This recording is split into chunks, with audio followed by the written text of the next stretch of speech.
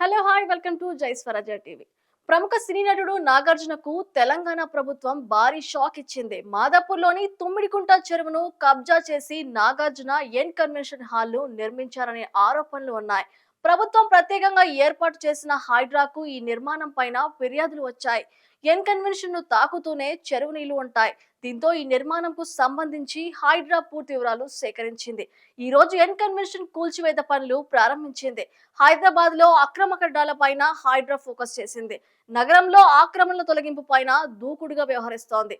కేటీఆర్ కు చెందినదిగా భావిస్తున్న Janwada farm house అక్రమం అంటూ కూల్చివేయడానికి రంగం సిద్ధమైంది. అయితే దీనికి వ్యతిరేకంగా కోర్టుకు వెళ్లారు. ఇదే సమయంలో హీరో అక్కినేని నాగార్జునకు చెందిన ఎన్ కన్వెన్షన్ పైన ఫిర్యాదులు ఉన్నాయి. తొమ్మిడి చెరువులో 3 ఎకరాల 30 గుంటలను ఆక్రమించి ఎన్ కన్వెన్షన్ సెంటర్ ను నిర్మించారని హైడ్రా గుర్తించింది. గతంలోనే ఈ రకమైన ఫిర్యాదులు ఉన్నా అప్పట్లోనే కూల్చివేస్తారనే ప్రచారం జరిగినా చివరి నిమిషంలో కూల్చివేతలు ఆగిపోయాయి. మాదాపూర్ పరిధిలో తొమ్మిడి చెరువుపై దాదాపు 3 ఎకరాల 30 గుంటల చెరువును ఆక్రమించి హీరో నాగార్జునకు చెందిన ఎన్ కన్వెన్షన్ ను నిర్మించారనేది ప్రధాన ఆరోపణ. అయితే నాగార్జునకు చెందిన నిర్మాణం కావడంతో అధికారులు కూల్చివేత వంటి సీరియస్ నిర్ణయాలు తీసుకుంటారా అనే సందేహాలు వ్యక్తమయ్యాయి.